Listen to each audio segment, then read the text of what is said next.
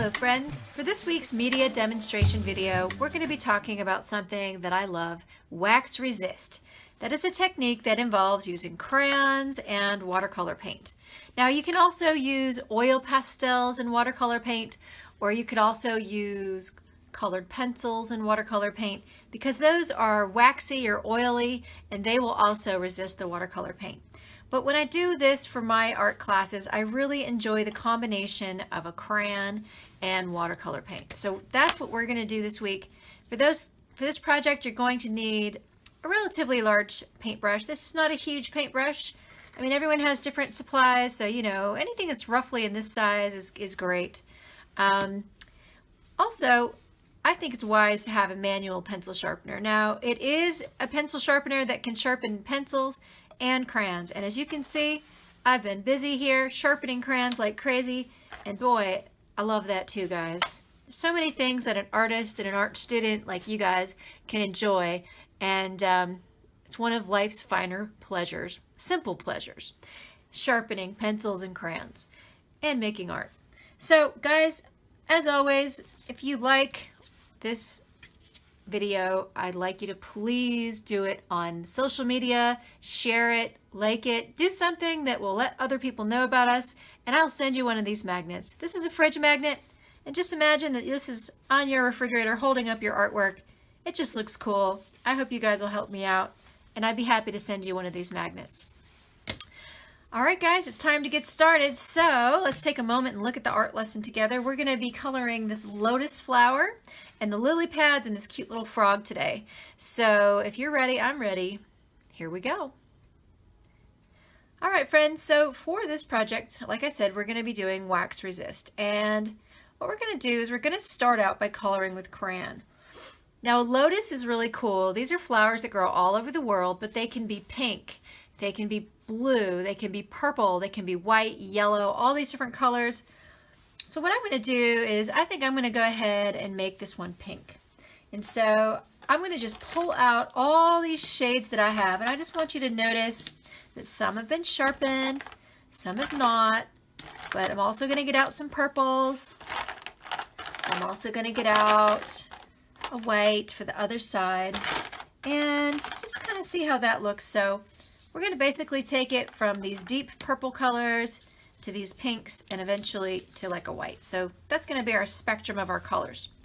So once again, I'll put these right here so I can use them in a few minutes. The old crayon pencil sharpener, guys. It's a wonderful thing. Some boxes of crayons have these in the back of them, and that's a wonderful thing too. If you have that, use it.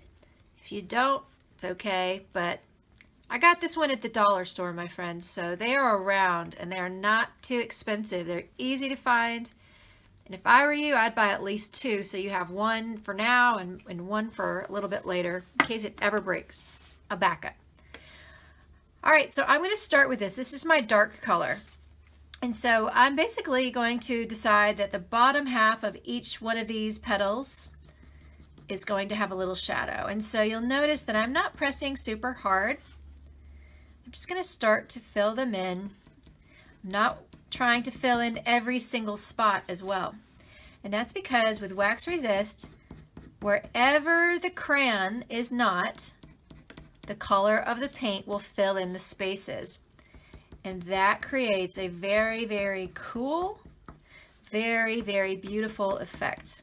So it's a technique that I really hope that you guys are trying at home. I know we've had other projects where we did this technique, but some of you are seeing this for the first time. So if this is your first time seeing this, you're in for a real treat, guys. And if you've seen this before, you know how cool this is going to look, and I just really hope that you are going to be trying this for yourself at home. Okay, one more. So I'm going to go ahead and add that like that. All right. Oh, one more. So that's okay. All right. I think I got all my petals.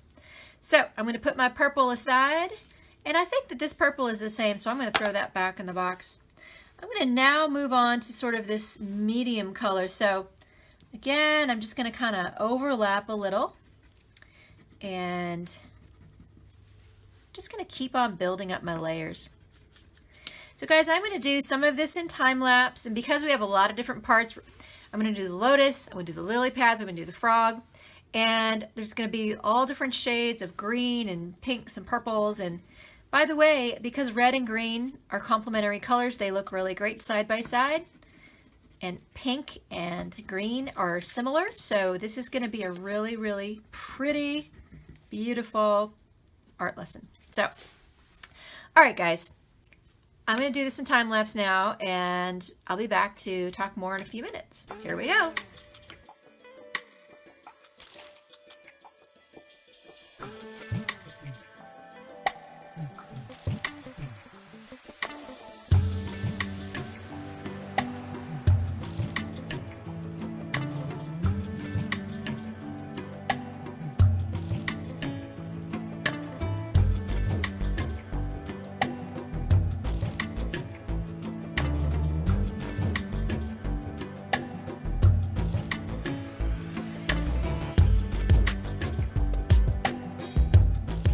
Guys, one of the reasons I love this technique so much is because you don't have to be super careful with the coloring. You can see in this example that I have colored it in. I used the blue and the green to make it a little different. I've got the yellow and the light green to make that a little different. I've got the different shades of pink and purple. I've got the kind of goldish yellow here, which is also on the bottom of my frog's throat and things like that.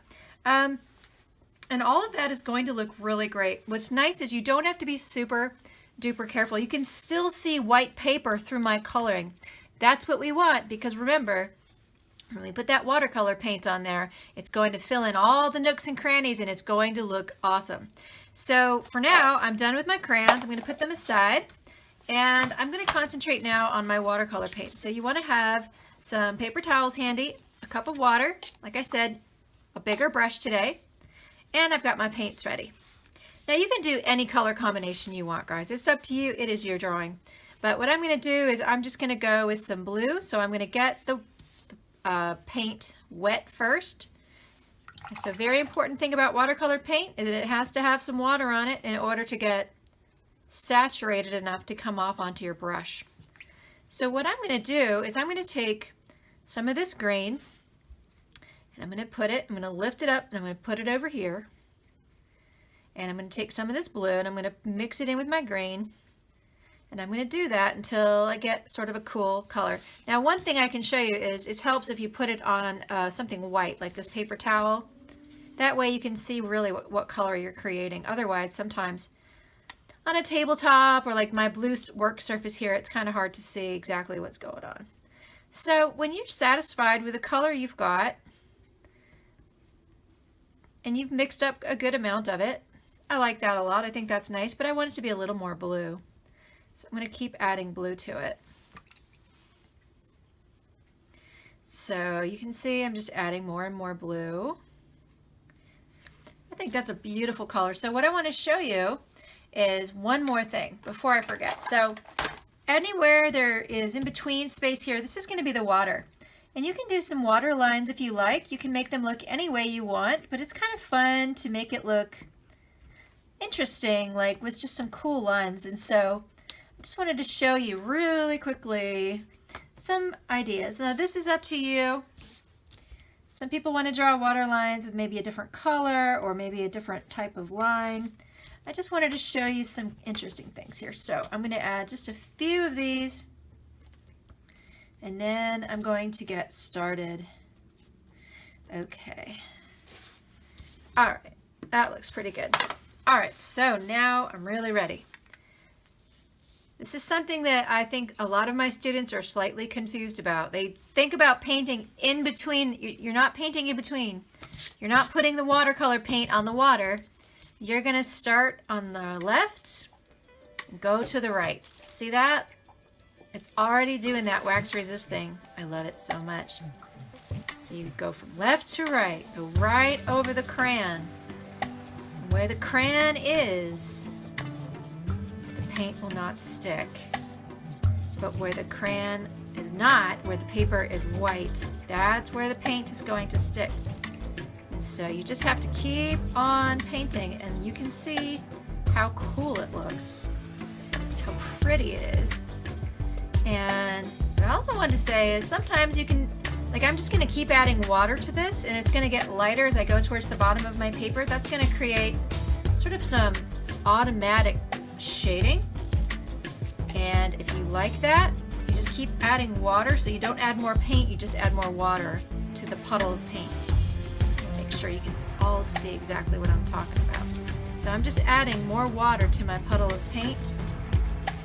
That way when I go towards the bottom, it just gets lighter and lighter and lighter. And that creates a shading from top to bottom. And that's another fun technique, something you can do. What I really hope you're seeing is that I'm going directly over my crayon. I am not painting around anything. I'm going over. That is super important. And that, my friends, is called Wax Resist. It's so cool. It's so pretty. I'm going to take one of these paper towels now, and I'll just show you can also soak up any extra paint. Now there might not be a lot of extra paint, but there might be a little. And so soak up that extra paint, and voila, you got a work of art that is beautiful, absolutely beautiful. So guys, don't forget to put your name on the back. I'm going to put my name because that's what I just made that one myself. And today is, let's see, it is the 15th of January 2021. So, and I'm going to write the word Lotus because that's what it is. There you have it, my friends. Absolutely beautiful. Another frameable piece of art, something that'll look great. I hope you'll try that sometime. For now, we're done, but that was great. I hope you enjoyed it. I'll see you next time.